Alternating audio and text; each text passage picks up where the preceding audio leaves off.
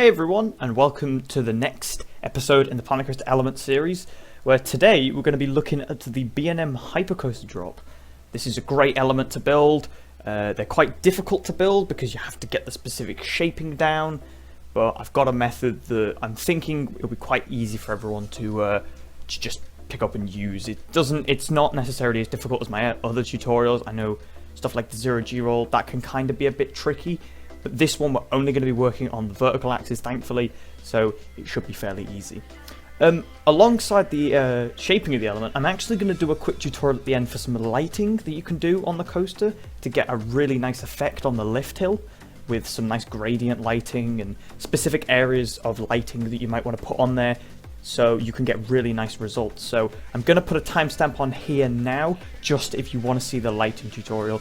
You don't have to watch the element tutorial.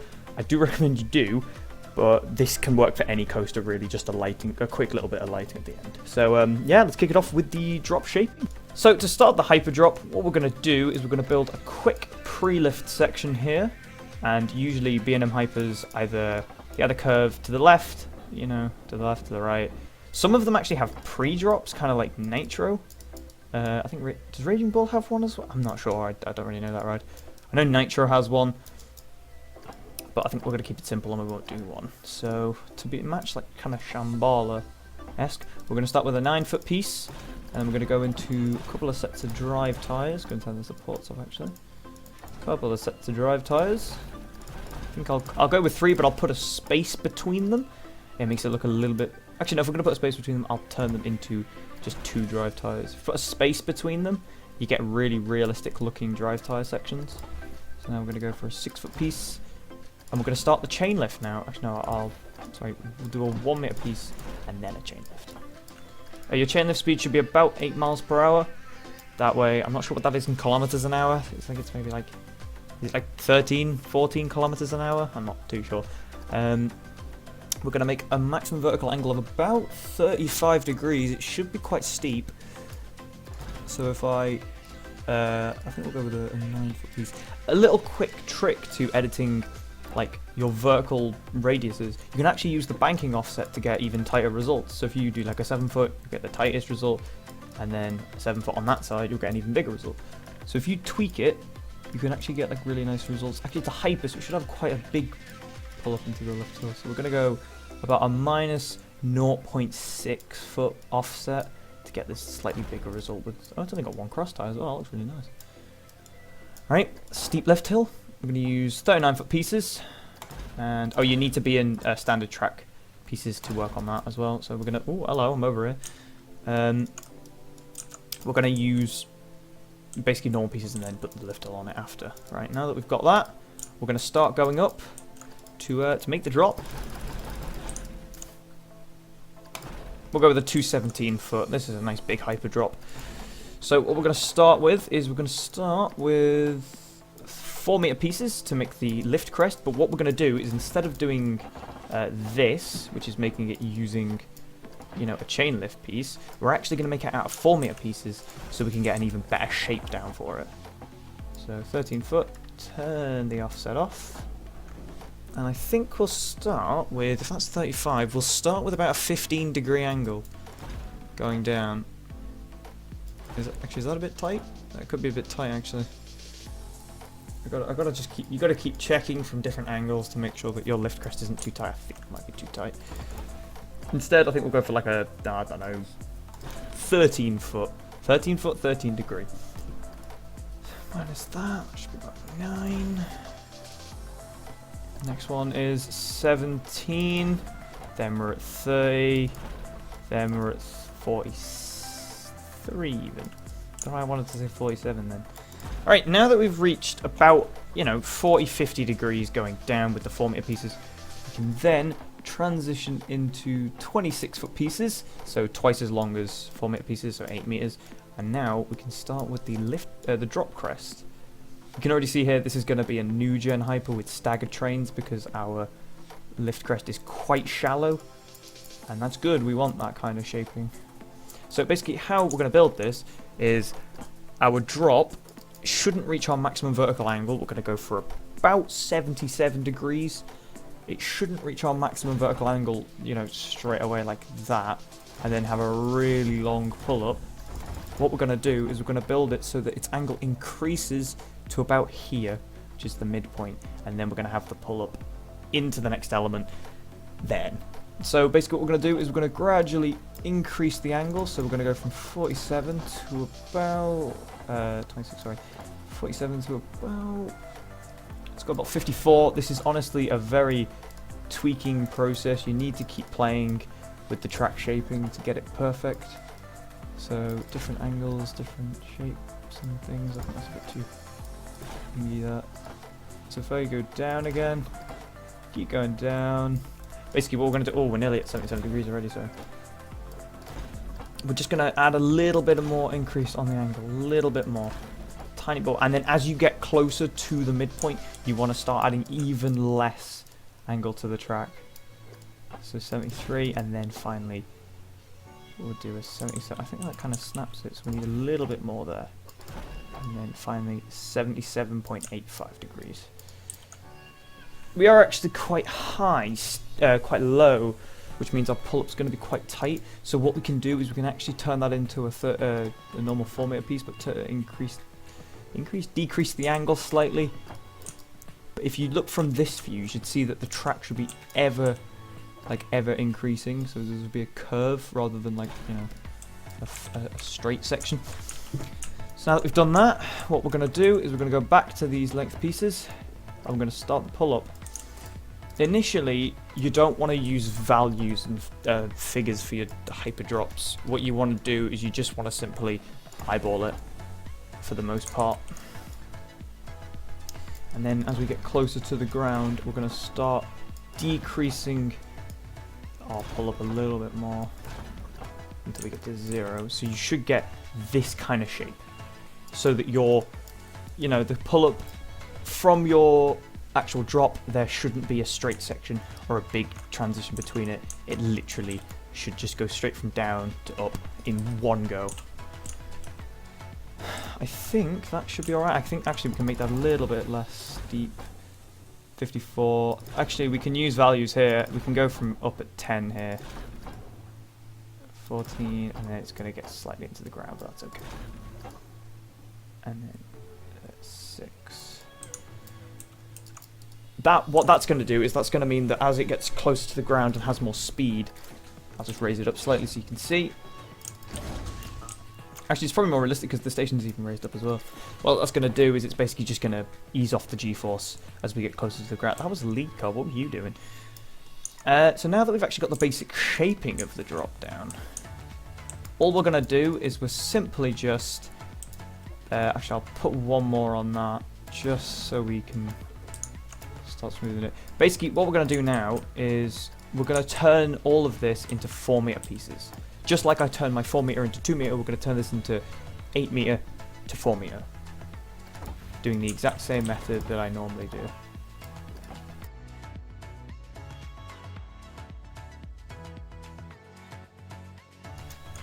Now that these are all 4 meter pieces, we can start the smoothing process. And basically how we're going to do it is we're going to smooth the bottom of the drop first. So we're going to pull all of these pieces up to where the actual pull-up begins. So this piece here, not up one, we're going to go to this one, okay? And now we're going to literally hit the smooth all quite a lot of times, because this needs to be one of the smoothest points of the ride, because the actual result, your G-forces are going to depend on how smooth this result is. So you want to hit this quite a lot, maybe a good 25-30 seconds of hitting smooth all on the bottom of the drop. And I think we will probably stop it about there. We can quickly test how smooth that is by quickly just using guest facing. If you use guest facing and then you spin it, you go to car 8, spin it around, and we look from the back, we want to see if the cars wobble up and down as we go through the drop.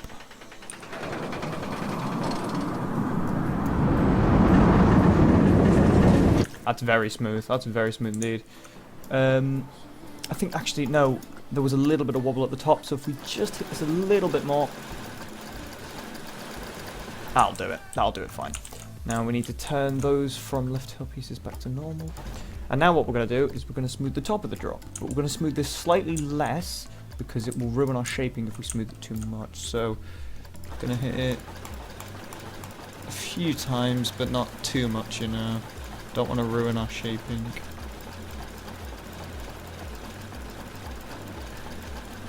Alright, I didn't hit that too much. I didn't spam it. I kind of clicked it every now and then. There we go. I think that should do it. So if we quickly... I'm not sure if this will valley. Oh, it didn't. Alright, that's looking brilliant. So the next step we need to do is simply smooth it. What we're going to do is we're going to take 3 pieces and we're going to smooth out the transition from the drop to the pullout. So simply we're going to start smoothing it as though it were just a normal element, like this, 3 pieces forwards and 3 pieces backwards a few times. Just so we can get this middle point smooth.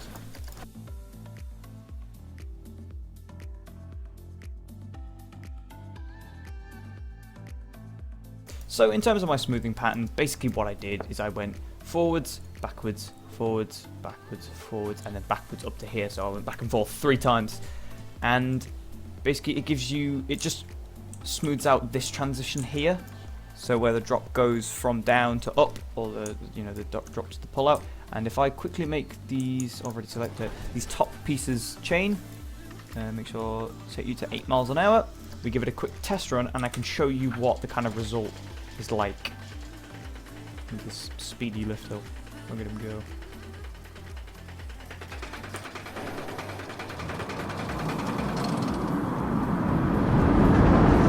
You see there, we've got a much smoother transition from the drop down to the pull-out. You get really nice forces. I think it peaks about 4 at about this point here, but the radius of the drop is smooth and consistent, and it's basically just very, B&M-esque. Now you can actually turn this into 2 meter pieces and smooth it out as well, and I can quickly show you that as well now. Okay, so now that you've got them all into 2 meter pieces, simply all you do is you just select the whole element, and we're going to hit smooth all a few times, because the actual radius of the drop is already smooth thanks to the full meter method. So all we need to do is just hit smooth all. I'm actually getting autosave at the same time, as that is a bit of a big no. Just wait for that to not kill again. There we go. Oh no, I thought it was still going then. Yep, you just want to probably hit this for about maybe 10 to 15 seconds. And all that's going to do is just ensure that there's no jitters between the track. And, we get a nice smooth result with the 2 meter method. Alright, I'd say, if I just take a look at that. Yeah, that looks about smooth to me. So, let's quickly make that so it's about in line with there. Yep. 8 miles per hour. Stop test, start test. We will quickly just make sure that this hasn't got any jitters. Though I don't think it should have.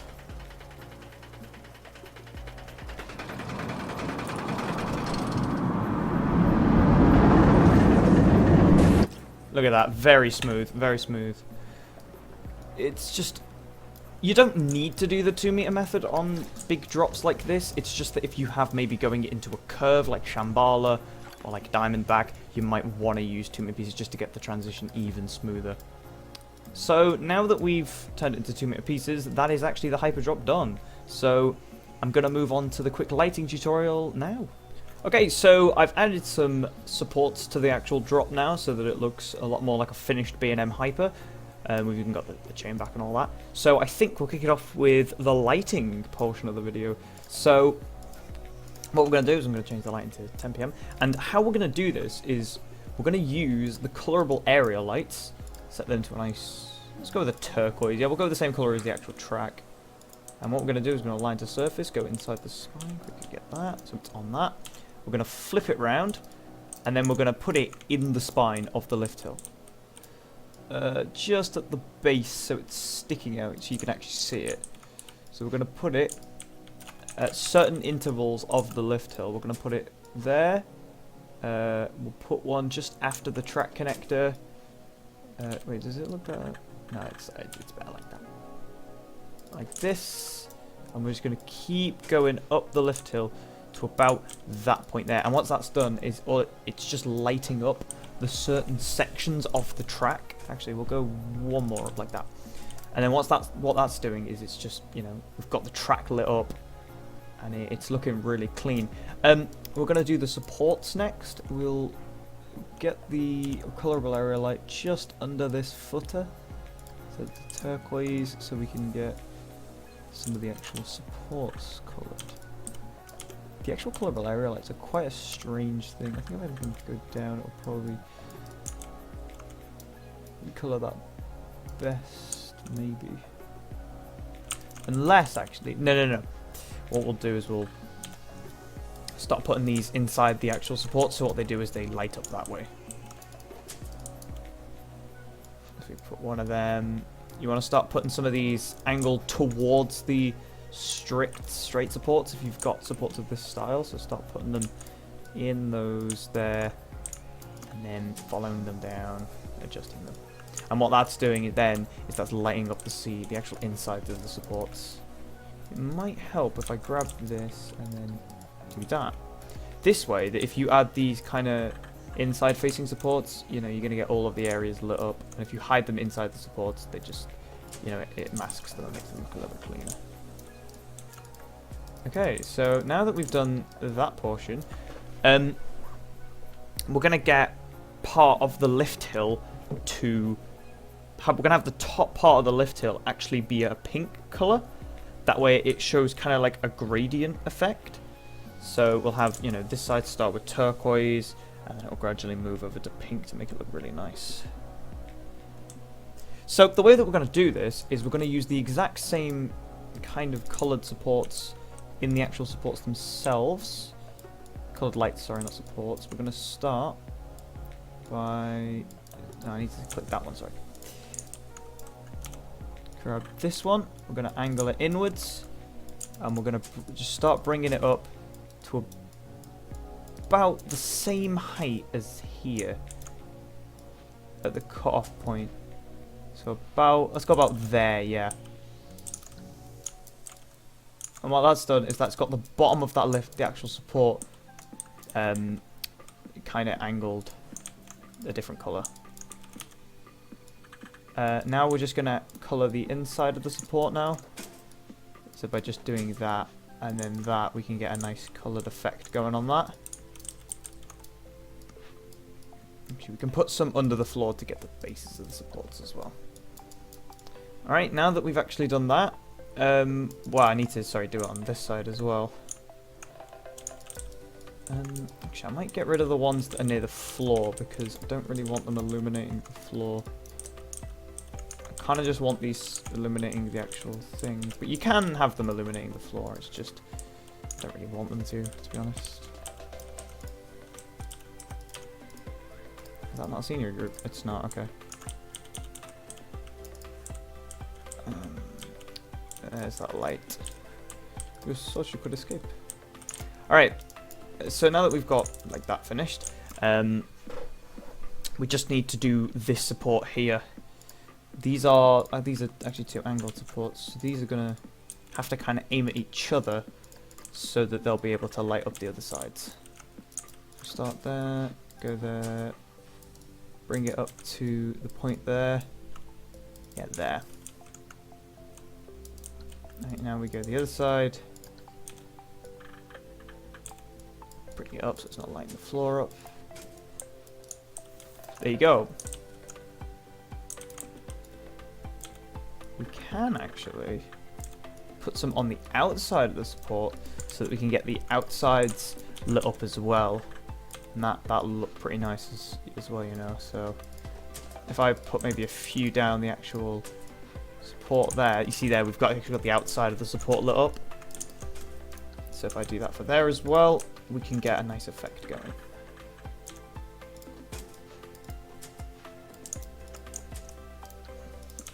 Same with this.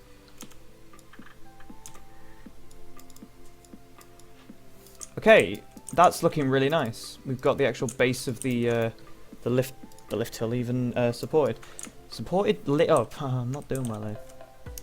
Actually, I need to find the lights on, I think these ones are a bit too high, unless there's another one in there. It's this one.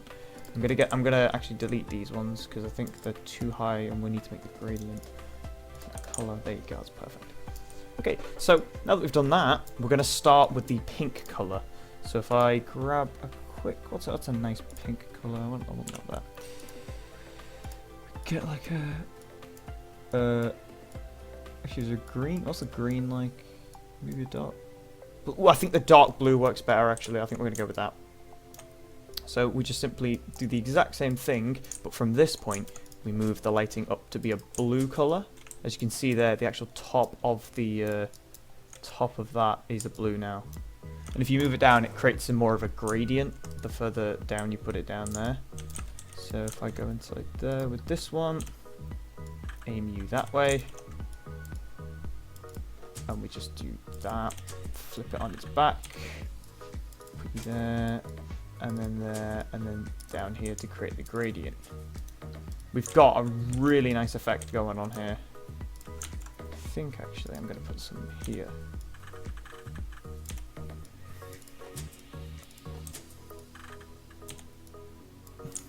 That way we get more of a different differentiation there as well. So at these points at the top here, the exact same thing.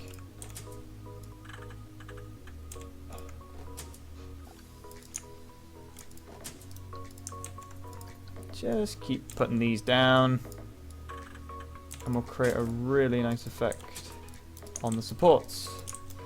Actually, it's got inside there as well. That's not going to change it very much, is it? That's fine. To get, we need to go along the spine as well. Now that we've reached the very top of that, so if I make this one here blue, and then we just follow that up the spine, we then start angling it as the actual chain crests over, and then finally at the drop itself, and then we put one just here, which should eliminate everything else. And that is how you create gradient lighting in Planet Coaster for all your coasters, as well as how to create a B&M Hyper Drop. I should say, really, that the Hyper Drop was the main part of the video and the lighting was the extra, but it's just, I've kind of mashed two tutorials at once, but I do think they're quite relevant because these kind of big coasters that you make, they're difficult to light and theme, so I thought I'd just kind of pop this in and, you know, help you with some of that as well. So thank you very much for watching this episode of the Planet Coaster Elements series. Again, I'd like to thank you so much for the support on the recent videos. It's been amazing, and I'll have loads more tutorials coming out soon. Not just inversions, there'll be more non-inverting ones like this. I'm probably going to do a top hat. I'm thinking that would be a good one to do because they're quite annoying to shape. As well as that, we've got a Giga Drop potentially, a non-inverting loop. These are all things that I'm more than happy to do. If you guys want to put them in the comment section, just suggest anything. I'm more than happy to give it a go, provided I've built the element before. But anyway, yeah, thank you very much for watching, and I will see you all next time.